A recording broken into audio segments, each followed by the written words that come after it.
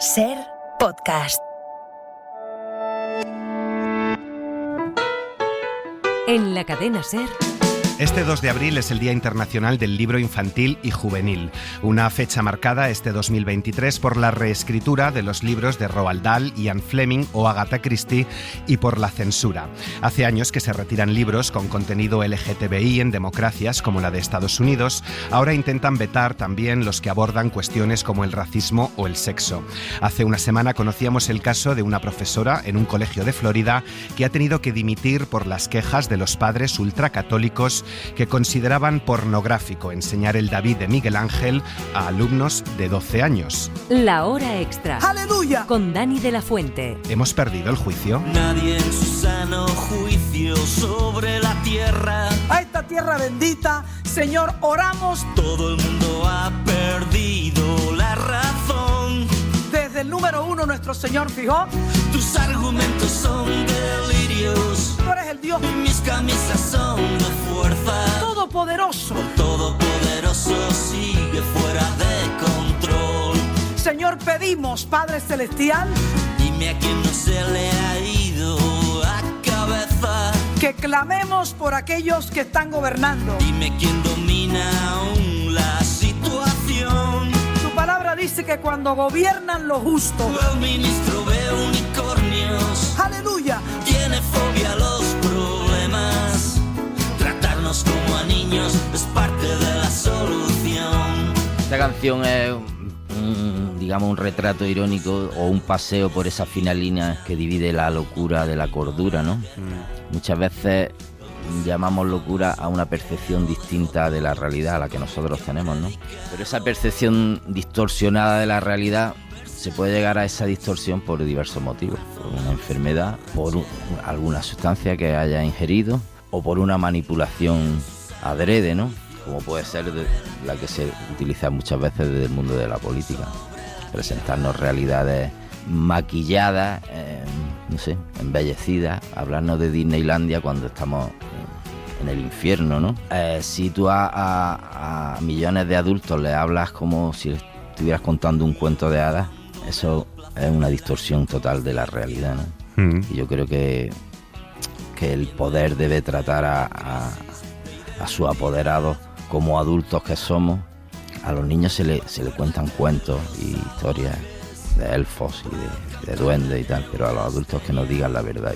Y si hay problemas insolubles, que digan, mira, yo no puedo arreglar este problema, porque hay muchos de los problemas que ocurren en España y en el mundo que no tienen una solución fácil, pero nadie se atreve a decir, mira, esto no se puede arreglar. Eso sería tratarte como adulto, que no pervierta la realidad. Bienvenidos, bienvenidas a la hora extra con José Ignacio Lapido, que no da puntadas sin hilo. Si a los adultos nos hablan como a niños, a los niños en los cuentos como a bebés.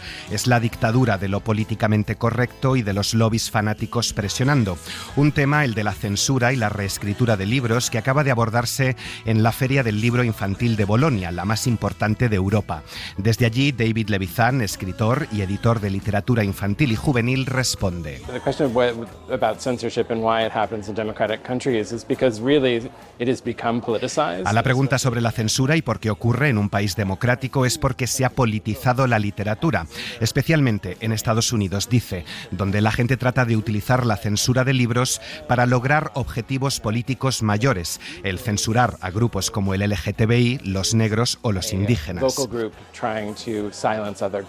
Esto ocurre especialmente en Estados Unidos. Coincide con él la escritora y periodista Rebecca Solnit, que estuvo con nosotros en el último episodio de La Hora Extra.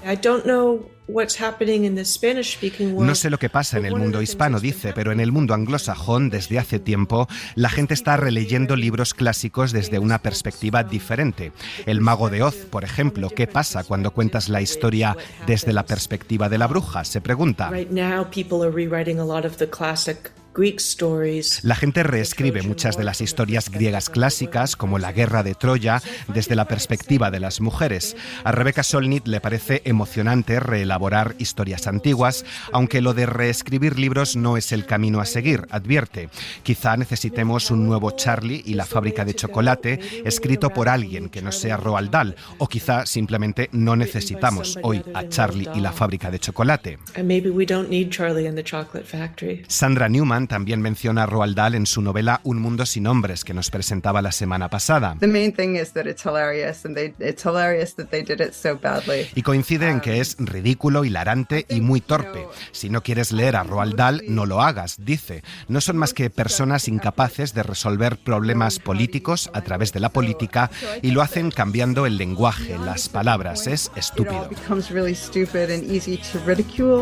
Este es el momento de abolir la realidad. El mundo es violento, no podemos abolir esa realidad edulcorándosela a los niños y niñas. Tenemos que ser todos conscientes, los adultos, de que los niños y las niñas, independientemente de su edad, tienen la capacidad de poder adaptarse a lo que ocurre en su día a día, ¿no? O lo que ha ocurrido, que ha sido algo como muy impactante o que supone una situación de duelo o de cambio. Se puede hablar de absolutamente de todo. De todo. Lo importante es que hay determinados temas que son complejos o que son más difíciles o que a nosotros como adultos nos genera más miedo, y que es importante que siempre haya un adulto que esté suficientemente regulado y que tenga las ideas suficientemente claras como para acompañar a nuestros niños en ese duro momento, ¿no? Es Rafa Guerrero, experto en psicología educativa, que advertía esta semana de que si reescribimos los libros, al final transmitiremos las mismas historias, la del superhéroe o heroína fuerte, empoderado, sin miedos, dudas ni contradicciones. Y esto no se corresponde con la realidad, es Disneylandia, como decía Lapido. John Boyne es escritor de literatura infantil y juvenil y hace un mes nos decía que hoy sería muy difícil publicar El niño con el pijama de rayas, con tanta crítica por todo en las redes sociales. Los escritores vivimos con esa presión, la de la cancelación. Fuera, hay ruido y hay confusión. El escritor opina que los libros no deberían cambiarse después de la muerte de un autor. Cambiarle palabras a Roald Dahl, sentencia, es vandalismo cultural y los lectores no deberían aceptarlo. La salvación solo es una palabra a la que nos encadenaron. Somos esclavos de la esperanza y queda lejos la libertad. Estamos escuchando el nuevo disco de José Ignacio Lapido, uno de los mejores escritores de canciones de nuestro país. El cantante también se ha querido pronunciar sobre la libertad de expresión y la censura, asuntos recurrentes en su carrera discográfica. Esta ola neopuritana que ha venido de Estados Unidos, con el tema este de la cancelación y todo eso, a mí me parece que eso va en contra de la libertad de expresión, de más genuina, ¿no? Y entonces de Estados Unidos han venido muchas cosas buenas a lo largo de la historia y han venido cosas malas. En este caso, aquí se nos ha pegado ese tema que en Estados Unidos realmente a mí me parece un desvarío y una locura total, que es el retirar de las bibliotecas libros infantiles que se escribieron en el siglo XIX, en el siglo XX, por cierto tipo de lenguaje, vetar a autores porque utilizaban cierto tipo de no sé qué historia, reescribir con un lenguaje más acorde a los tiempos. A mí eso es una amenaza a la libertad para mí. En un país que es democrático, todos los movimientos que vienen de Estados Unidos tienen mucha capacidad de contagio en Europa, ¿no? Eso es demostrable históricamente. Y a mí este tipo de movimientos me parece un ataque no solo a la libertad, sino a la inteligencia misma, ¿no? Pero bueno, el que se diga que vivimos con menos libertad es que son ganas de no voy a decir la expresión. No vaya que me cancelen. No vivimos con menos libertad que hace 30 o 40 años, eso también quería dejarlo claro, Lapido. El músico granadino acaba de publicar A Primera Sangre, su primer disco en solitario en 6 años. 11 canciones, 11 poesías, con una profunda carga política y social en las que le canta al amor, a la belleza, a la melancolía, a la infancia, al paso del tiempo y sobre todo a la muerte. Puede que al final la belleza haga un trato con la melancolía. Puede que el amor y la muerte terminen firmando la paz. La música pop realmente el tema de la muerte apenas se toca, excepto en el matiz en el terreno romántico, ¿no? Cuando en una canción el protagonista, el amante o la amada muere, sí se toca, pero en el plano romántico, ¿no? pero la muerte como tal no se toca. Quizás en el mundo del folk sí, en el mundo del folk hay canciones dedicadas al momento de la muerte y en el mundo del blues también hay muchas canciones que hablan de la muerte y de lo que viene después de la muerte, o de lo que creían ellos que venía después de la muerte, ¿no? Ya en discos anteriores lo había tocado, pero supongo que cuando uno es joven ve la muerte como algo tan lejano que no le interesa escribir sobre ello. Lo que pasa es que yo ya tengo una edad y quizás cuando uno tiene más pasado que futuro es el momento de encarar este tipo de temas. En el caso de este tema que estábamos oyendo, de Curados de Espanto, que hay que hablar de la muerte con más naturalidad, porque la muerte es algo muy natural, de dramatizarlo, hablando desde el humor negro a veces, con esos matices. En esta canción también hay una forma de celebración de lo vivido, ¿no? Y de lo que queda por vivir, aunque sepas que tu hora está cercana. La hora extra.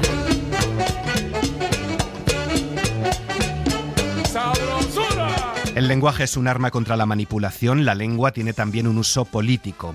Aquello que no se nombra, como la muerte, no existe y por tanto no tiene derechos. Sobre la muerte va la nueva novela de Gustavo Rodríguez, premio Alfaguara 2023 por 100 cuyes.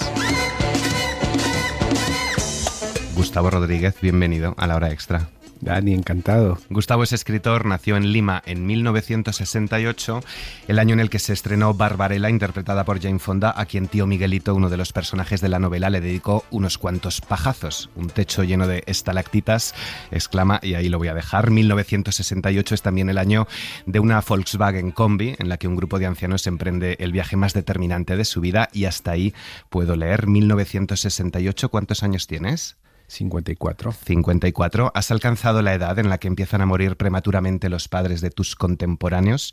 Cuando empieza la muerte a dejar de ser una idea difusa para convertirse en una posibilidad real, como leemos.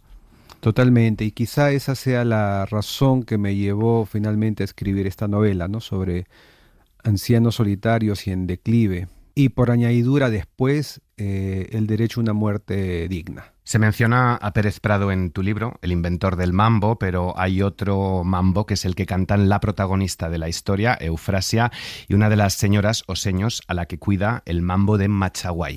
Desde Lima vengo a mi Machaguay, desde Lima vengo a mi Machaguay, a bailar el mambo con mi cholitay, a bailar el mambo con mi cholitay. Aquí interpretado por Luis Abanto Morales, como una canción de hace 80 años puede unir no solo a dos generaciones muy distintas, la de la cuidadora y la cuidada, sino a dos clases sociales muy alejadas también. El poder de la música está plagado de canciones. Tu libro, ¿eres melómano y es esta selección tuya? Sí, soy melómano y todas mis novelas recogen canciones siempre. Tarde o temprano va a aparecer una estrofa y esta específicamente me ha emocionado. No pensaba emocionarme así en Madrid escuchando un huayno que yo escuché de niño en un trayecto de Trujillo a Lima, pequeñito, en un bus con mi madre. Y si bien yo soy un habitante urbano, esta canción es, digamos, andina. Y por alguna razón se quedó conmigo. Creo que la idea de que alguien hiciera un mambo pero andino me pareció, yo creo que intuía que era maravillosa en su momento y me acompañó y me salió naturalmente mientras escribía la novela. Y en efecto, Dani, en la novela este huayno une generaciones y une clases sociales, ¿no? Que es algo que nos falta mucho en unas sociedades como la mía. Bastan 100 cuyes para montar un negocio. Imagino que un cuy vale menos que una langosta, por lo que he leído, pero no me hago una idea, así que uno busca en Google cuánto cuesta un cuy y te dice entre 10 y 80 euros cuesta una cobaya o un conejillo de Indias. ¿Cuántos son 100 cuyes? No sé si da para mucho. Yo sé que es un término muy poco usado por aquí, es atrevido quizá que esté en el título, pero me gusta ese atrevimiento. Yo sé que los lectores curiosos lo agradecerán después cuando descubran qué tienen que ver los cuyes o cobayos con la novela, ¿no? Finalmente me gustó usar el cuy un poco como, nuevamente, así como el huayno, un símbolo de integración de dos sociedades. Y creo que el cuy, en este caso, es también un puente, así como este huayno es un puente, además de una metáfora ya funcional, porque 100 cuyes es la historia de una cuidadora de ancianos que sin proponérselo se va a convertir en la ejecutora de sus últimos deseos. Y al final tiene una misión casi imposible que cumplir con un grupo de ancianos en una residencia para ancianos. Y el cuy viene a ser la metáfora de la contraprestación por este servicio, entre comillas, que le ofrece a estos ancianos, a estos viejitos que tanto quiere. ¿Cuánto cobrar en una situación así? Se pregunta Eufrasia. ¿Qué tarifa dictaba la conjunción del despiadado mundo exterior con la moral de su mundo particular? ¿Era pecado matar a alguien si el único beneficiado era el fallecido? Son preguntas que se hace Eufrasia, una mujer muy preocupada por el dinero. Qué difícil para muchas madres, Gustavo, cumplir con los negocios y con la maternidad.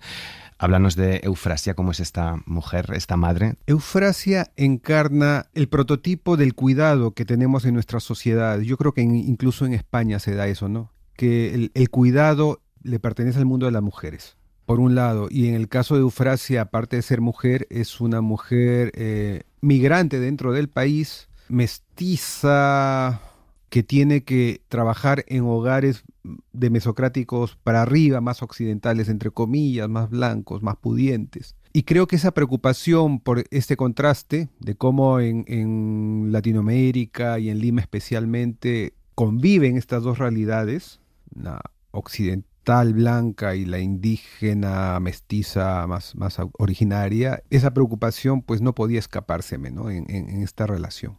Con una capa adicional, y es que quizá en España también ocurra, pero ocurre con mucha más claridad en América Latina, que estas cuidadoras finalmente se insertan dentro de la familia. Quienes las contratan dicen que son parte de la familia, pero siempre dentro de una ambigüedad, porque a la hora de la hora finalmente no son familia y ella tiene que confiar en su progenie, en su hijito, para que finalmente sea su fondo de jubilación. Y eso es lo que pasa en estas sociedades, ¿no? Yo, por ejemplo, tengo mi fondo de jubilación y confío en que me va a sostener. La gente pobre necesita de sus hijos. Luego entramos un poquito más en los cuidados y en lo que es envejecer y la muerte. Coincides en una reflexión con otros escritores que han pasado por este programa y que están en torno a los 60 años, que afirman que la juventud es recordar cuando fuimos jóvenes. Años de idealismo, escribes tú, cuando era posible cambiar el mundo recurriendo a la pureza de sus convicciones. Años de descubrimiento, leo, flores abriéndonos sus pétalos, animales hablándonos en sus idiomas, el lenguaje expandiéndose en nuestras mentes, los placeres de crecer y creerse sabio, el primer sexo, las primeras drogas, los primeros bailes, el primer amor, más allá del propio y el de nuestros padres.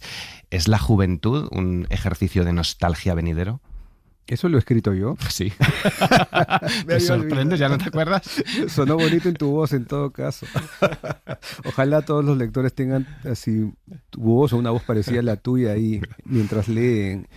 Sí, evidentemente mientras más años tienes, la juventud se va cargando de nostalgia y termina siendo una quimera del pasado, ¿no? Y muchas veces un anillado, o sea, un conjunto de fotocopias, de fotocopias, de fotocopias, de fotocopias, de fotocopias que terminan siendo incluso, terminan no siendo exactas de lo que ocurrió. Pero a mí me parece eso hermoso, me parece hermoso que nos contemos nuestra propia narrativa, nuestra épica, y que esa épica particular nos dé fuerzas o nos haga sonreír para los años del invierno. En lo que no estoy de acuerdo es en la narrativa de la juventud mediática, en la mediósfera, ¿no?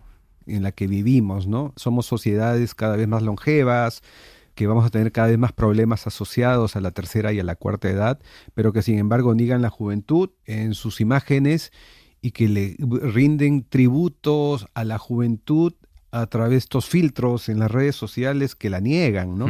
Entonces yo creo que esta contradicción tarde o temprano nos va a explotar en la cara. Mi libro es un modesto aporte para el diálogo, para conversar, y qué bueno que estemos hablando de esto, ¿no? Para hacernos este tipo de preguntas. Finalmente, para mí, la buena literatura no es la que te deja preceptos o mensajes o moralejas, sino es la que te deja preguntas para que seas tú el constructor de tu propio pensamiento, ¿no? Con este So What del álbum Kind of Blue de Miles Davis, te quiero preguntar por Jack Harrison, otro de los protagonistas, otro de los enfermos y mayores. ¿Quién es a cuya memoria dedicas este libro? Se me acaba de erizar el brazo. Jack Harrison en la vida real fue el percutor de que me haya sentado con frenesí a escribir esta novela. Él era mi suegro, él falleció hace un año y sus últimos meses fueron de una planificación hacia una muerte rodeada de amor. Él era médico y tuvo una muerte gloriosa rodeada de amor, de cariño, y me conmovió tanto ser parte de ser un asistente privilegiado a este final suyo, que me dije, no, el mundo, nosotros, yo, todos merecemos tener una muerte así. Y fue por eso que lo convertí en personaje finalmente, Dani. O sea, uno de los 9 ancianos que transcurren por la novela es un doctor llamado Jack Harrison, que está en sus últimos días, ¿no? Y que encuentra en Eufrasia una socia, digamos, un asistente, una socia que le ayuda en su cometido. Jack piensa, la felicidad es eso que hoy das por descontado. Es una pregunta también tan sencilla como compleja que nos hacemos en el final de nuestros días, y es si somos felices. Dani, el otro día no, hace unos meses yo estaba en mi cama un domingo. Estaba tumbado, mirando el techo. Entraba un bonito sol de otoño por Lima, cosa rara. Mi novia estaba durmiendo al costado, quizá roncando. Yo vi el techo y de pronto me dije, ¿y si esto es la felicidad? O sea, ¿y si en el futuro tengo una enfermedad terminal y me duele todo? Recuerdo este día tan anodino y digo, ¿y si eso era la felicidad? Si no es algo que damos por descontado, porque estamos contaminados con estos estímulos de a qué se parece ser feliz, entre comillas, ¿no? Y si la felicidad es no tener dolores, no tener deudas que pagar, tener un ser querido a tu lado que duerme plácidamente. ¿Y si eso es la felicidad? ¿Y si estamos dejando pasar esto aturdidos por estímulos estúpidos que nos están distrayendo de un momento tan simple y sencillo como este?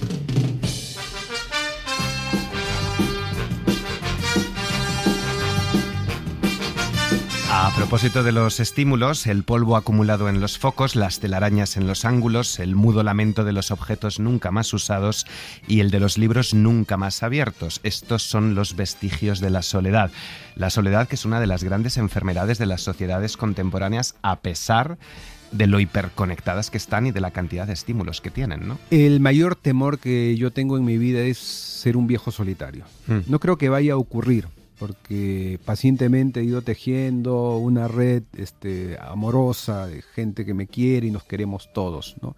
Pero sí, el hecho de vivir al menos en ciudades cada vez más grandes, con empleos cada vez más demandantes y con una ideología de la obsolescencia incluso programada, o sea, donde tendemos a cosificarlo todo, pues quizá la escritura de esta novela sea una manera de rebelarse contra eso que veo, tanto anciano solitario que es visitado, como parte de una agenda, un check, ¿no?, que cumplir. Me gusta que hayas puesto Hawái 5.0 de Ventures, porque yo creo que en todo anciano solitario hay un joven que pugna por contar su historia.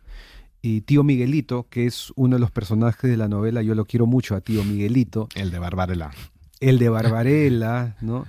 El de los pajazos con Jane Fonda. Es un ex-tablista, o sea, fue tablista, pero es un país de mucha tabla hawaiana por toda la costa que nos baña, ¿no? Y él es un ejemplo clarísimo de este joven que a la primera oportunidad pues saca a relucir eso que tiene guardado y que por ataduras físicas no puede expresar, ¿no? Pero tiene mucho que contar y mucho que decir.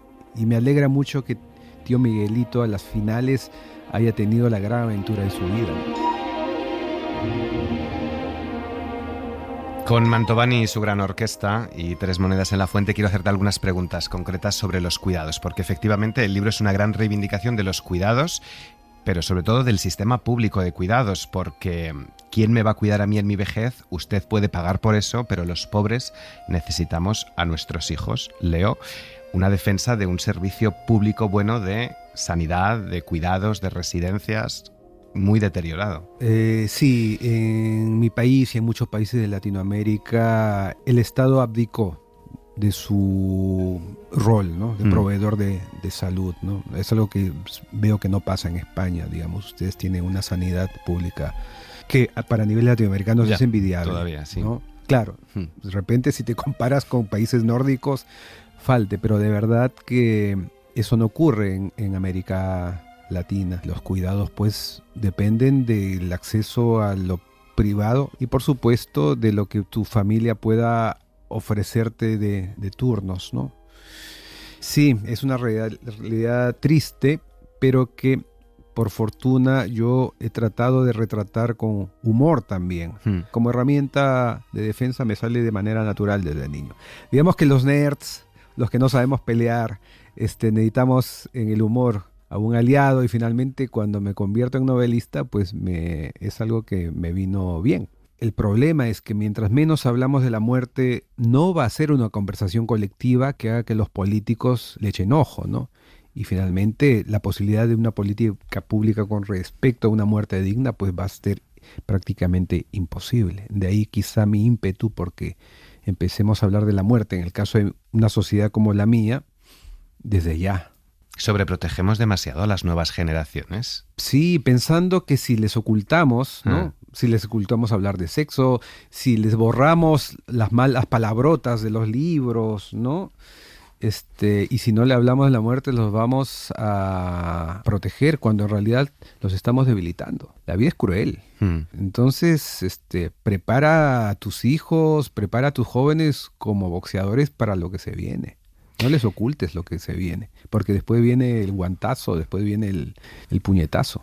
A propósito de los niños y niñas de hoy, Nico leía uno de los libros que Jack le había regalado. Aquellas aventuras no habían perdido eficacia a pesar del tiempo transcurrido desde que fueran escritos. Mencionas a Roald Dahl en tu libro.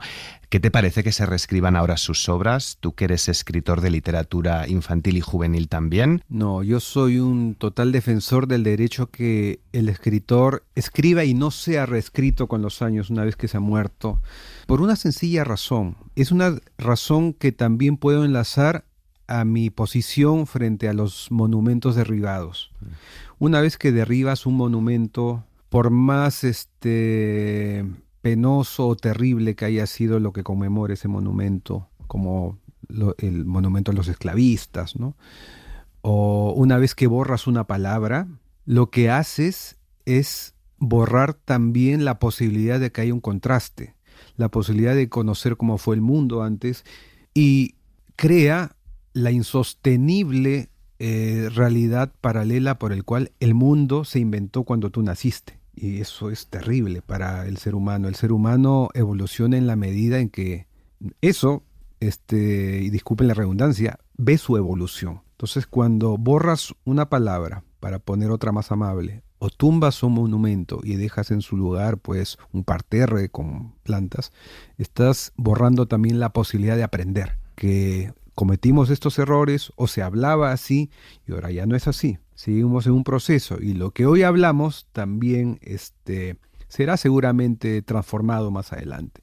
Pero no podemos quitarle a las nuevas generaciones esa posibilidad que sí tuvimos nosotros de aprender a través de los errores.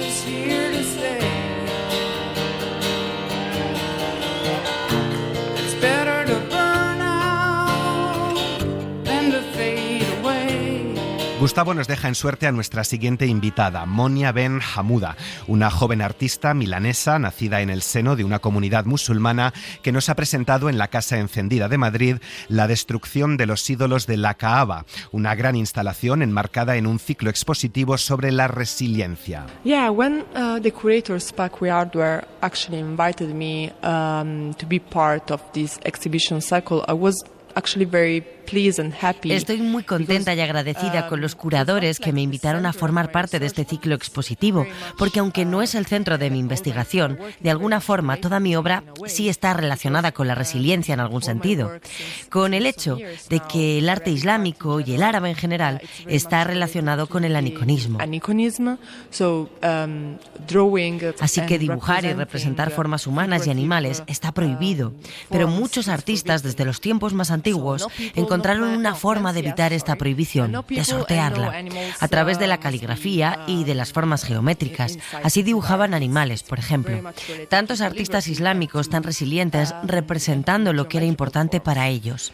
Así que este era el punto de partida y esta exposición surge del momento de la destrucción de los ídolos de la Kaaba. Es el momento en el que el profeta Mahoma destruyó algunas esculturas paganas en Kaaba, donde ahora está la Meca.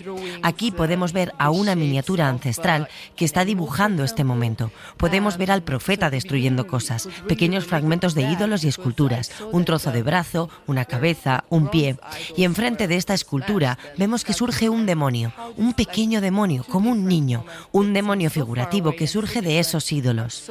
Toda la instalación está referida a ese momento y nos conecta con la actualidad, con movimientos como el Black Lives Matter, que han destruido otros ídolos de bronce, estatuas.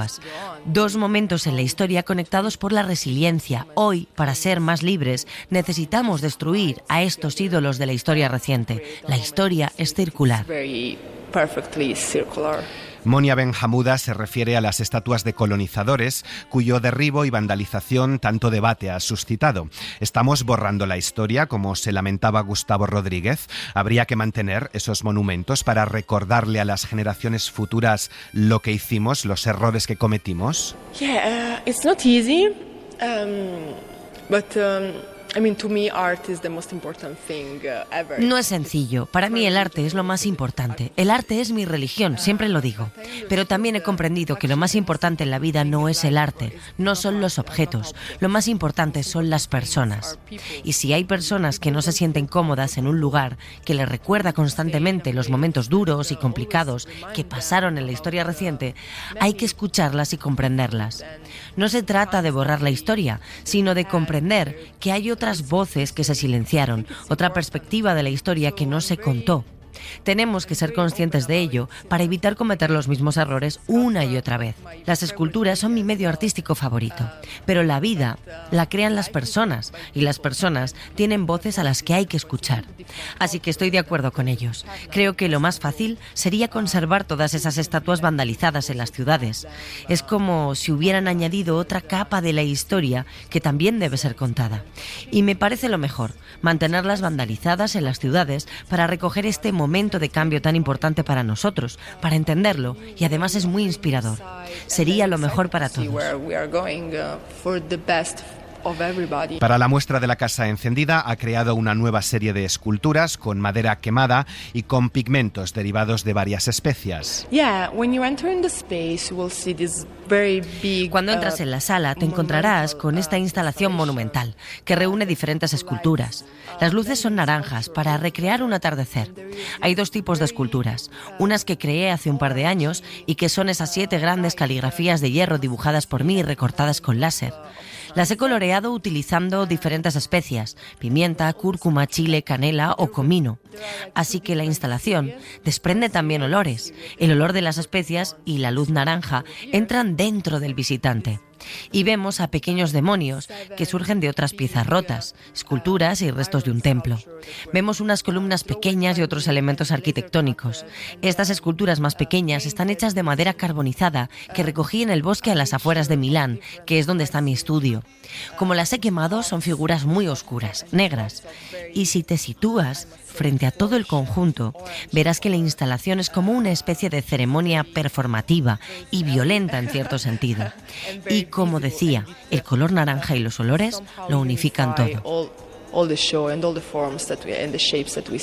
Le he preguntado también si podemos leer algo en esas caligrafías gigantes de hierro. No, en el aniconismo todo es abstracto y figurativo, también el lenguaje. Todo mi trabajo gira en torno a la idea de que el lenguaje nos separa, nos aleja.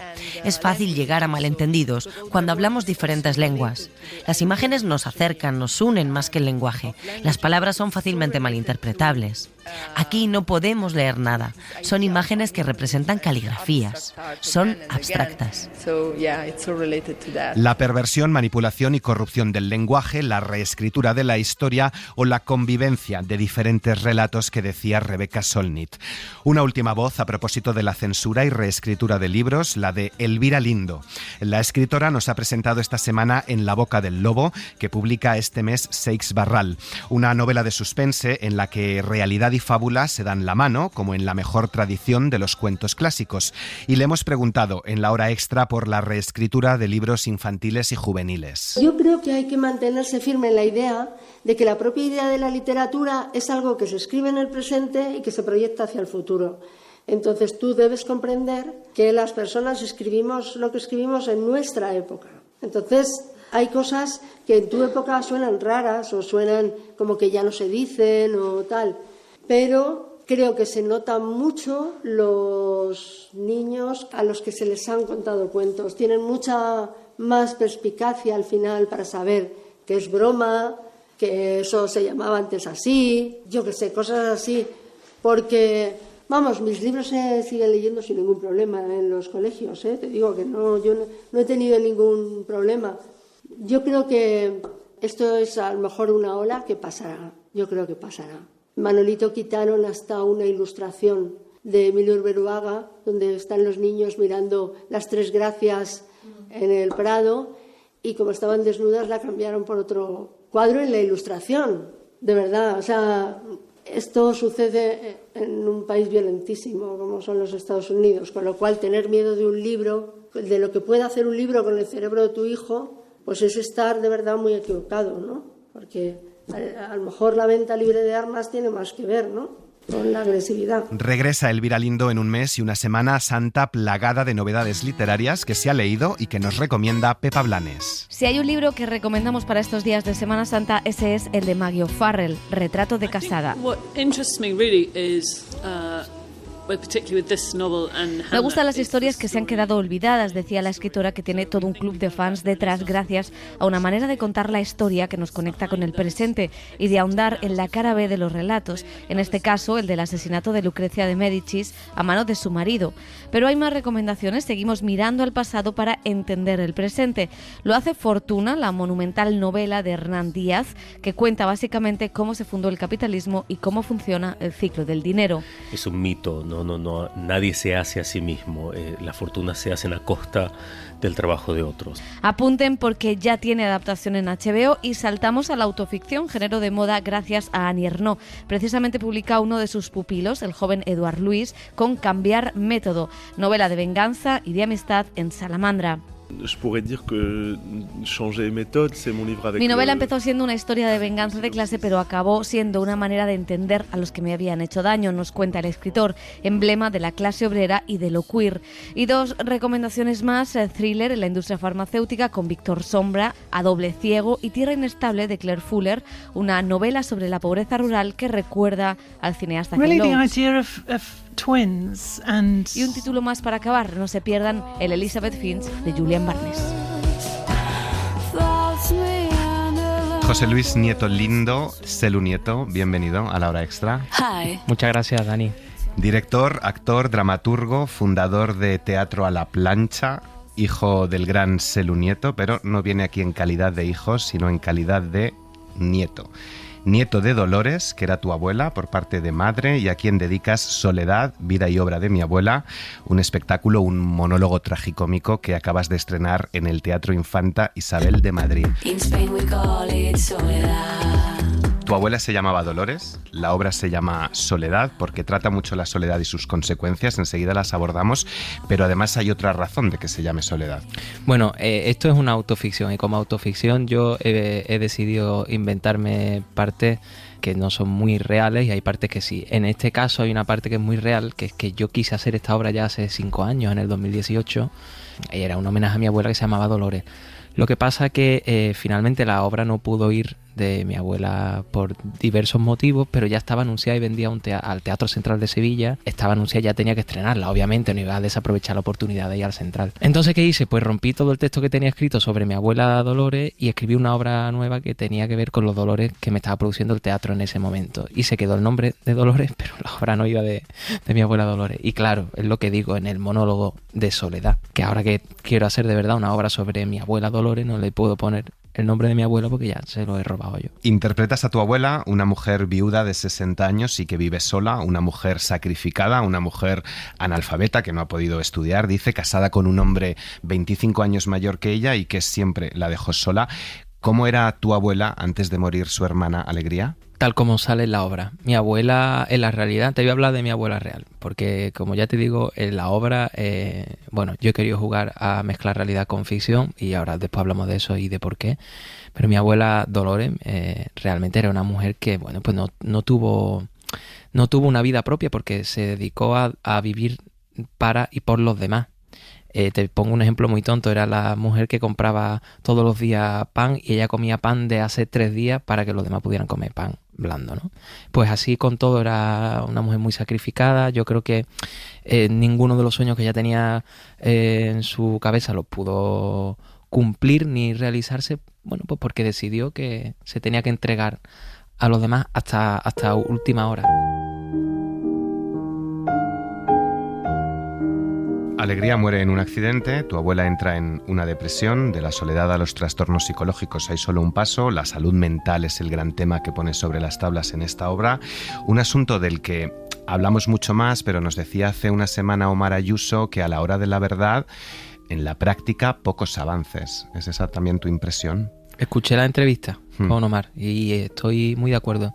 Y también estoy de acuerdo con que creo lo que él decía, que se está avanzando poco a poco. Yo creo que poner el foco ya es un avance y que se hable ya es un avance. Ahora hay que dar un avance más por parte pues de las instituciones, de las ayudas que se tienen que destinar, pero socialmente creo que se está modificando algo y insisto, observar algo y hablar de ese algo ya significa que eso cambie. Entonces, ayer me encontré a una persona por la calle que había estado el miércoles en la función y me dijo que él había pasado por una depresión y un familiar suyo también y que le había emocionado mucho ver cómo la obra habla honestamente sobre salud mental y que no era oportunista. Y no hablo ahora esto por mi espectáculo, sino porque creo que hay que ser así. No podemos ser oportunistas con lo que socialmente nos interese. Esto sí se trata porque realmente es importante y porque creo que hace falta socialmente que se hable de esto, ¿no? ¿Cómo cambió tu abuela a raíz de la muerte de su hermana? Pues mi abuela empezó a entrar en una depresión y ella empezó a tomar una medicación recetada por esto no lo cuento en la obra, recetada por un psiquiatra que era incompatible con la diabetes que ella tenía. Entonces esa medicación hizo que empezara a sufrir alucinaciones. Y veía desde a su hermana, el espectro de su hermana se le aparecía por la noche y también veía bichitos de colores que ella definía como arañas con traje de flamenca bailando. Pero para ella eran muy graciosas. O sea, yo recuerdo un día que me quedé impactado cuando entré en casa de mi abuela y había en la encimera de la cocina, porque ella los veía en el agua, los bichitos. Y me quedé impactado porque un día entré en la cocina y había como 13 vasos de agua con platos encima para que no se escaparan los bichos. Y mira, todo lo que cogió y mira qué gracioso. Y eso te impacta mucho, la verdad. Y demás visiones que luego fueron agravando con el tiempo y pues tuvo que ir al área de psiquiatría del hospital donde la trataron y ya salió de allí más calmada. La medicación le había precipitado la demencia, o sea, una posible demencia y Alzheimer, y ya salió de allí más calmada y con el Alzheimer de repente avanzado. Es que mi madre lo define siempre muy bien. Entré una noche de urgencias con la abuela en el hospital y ya nunca más salió mi madre real de allí, ¿no? Mi abuela. La vida sigue y tú estás muy bien, le dicen en repetidas ocasiones a lo largo de la función, como si no quisiéramos mirar a la cara, ¿no? A la enfermedad, reconocer que una persona lo está pasando mal, que tiene depresiones. Incluso ella, entre broma y broma, también te quiero preguntar un poco cómo funciona el humor para hablar de estos temas. Entre broma y broma dice, no me encuentro bien, no estoy bien, mira todo lo que me pasa, ¿no? Y parece que, pues eso, entre risa y risa banalizamos un poco ese malestar. Sí, eso tiene que ver un poco con mi manera de ser y también yo creo que está mucho en el carácter andaluz, esto de, bueno, que la procesión va por dentro y a través de la risa como que exorcizamos y del humor exorcizamos y sacamos los males fuera. Aparte de eso, bueno, que es el tono de toda la obra, que parece que nos estamos poniendo aquí muy profundo, la obra tiene gran parte de comedia tocando estos temas, ¿no? Pero por lo que te digo, por la manera de ser un poco nuestra.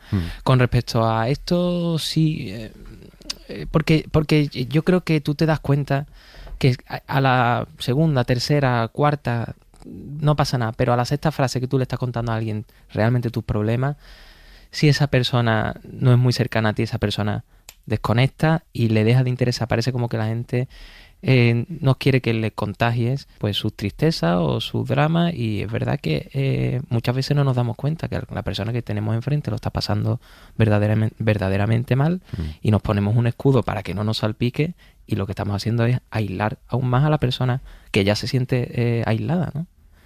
Entonces, bueno, es complicado, por supuesto, pero bueno, porque hay gente que se aprovecha también de esto y es como una garrapata energética.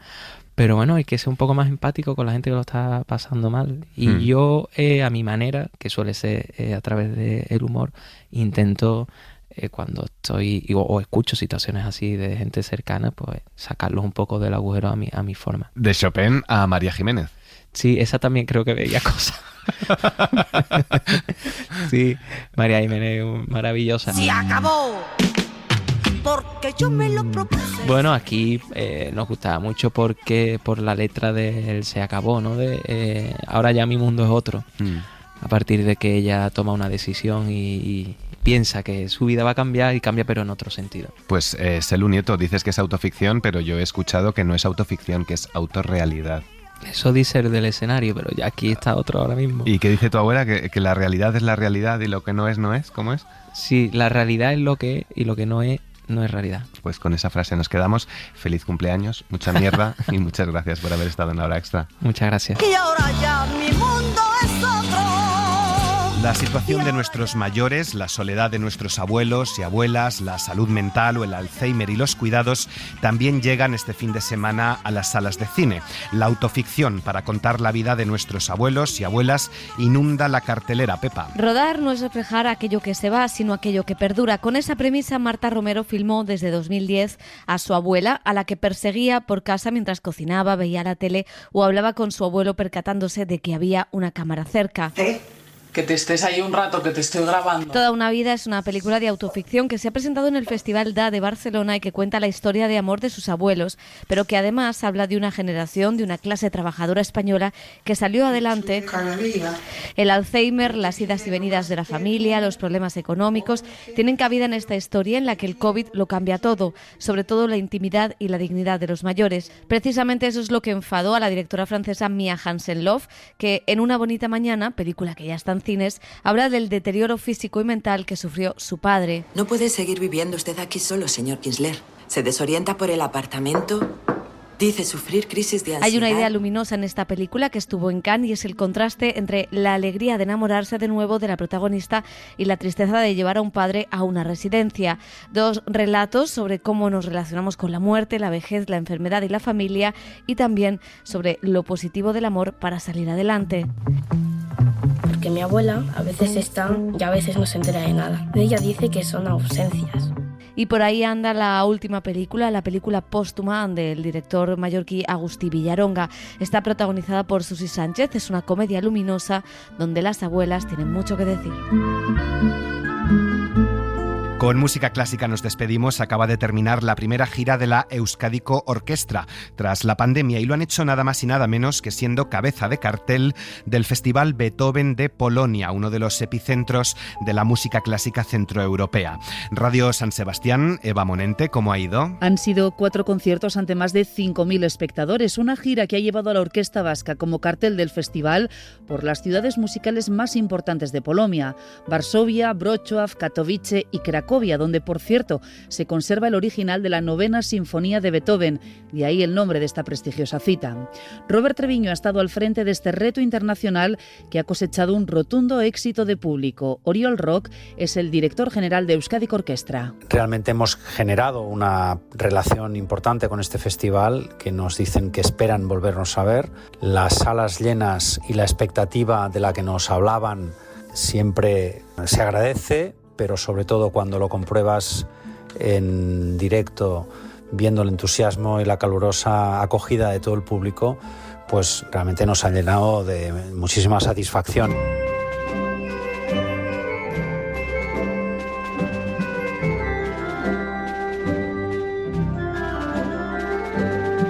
Acudía a la orquesta con un ambicioso programa escogido para la ocasión, combinando la música vasca de Maurice Ravel con la de Gustav Mahler, un programa muy exigente con el que pocas orquestas se atreven en gira y con el que Euskadiko Orkestra ha querido mostrar todo su potencial y fuerza para medirse con otras grandes agrupaciones del circuito europeo. Hacer en 4 días consecutivos un programa denso y potente como es la 5ª Sinfonía de Mahler y antes 2 obras de Ravel, pero concretamente una de ellas el bolero, es un esfuerzo importante y un reto que no todas las orquestas están en la posición de poderlo hacer. La de Polonia ha sido la primera gira de Euskadiko Orkestra tras la pandemia, la número 22, desde que en el año 84 iniciara sus salidas por Centroeuropa y América. Ahora vuelve a casa como embajadora cultural del país. María Jesús Rodríguez ha estado en la técnica. Muchas gracias por acompañarnos. Que tengan buena semana. Aleluya, de Semana Santa. Tengamos una semana gloriosa. Suscríbete a La Hora Extra. Todos los episodios y contenidos adicionales en la app de Cadena SER y en nuestros canales de Apple Podcast, Spotify, iVoox, Google Podcast y YouTube. Escúchanos en directo en la SER los domingos a las 7:30 de la mañana.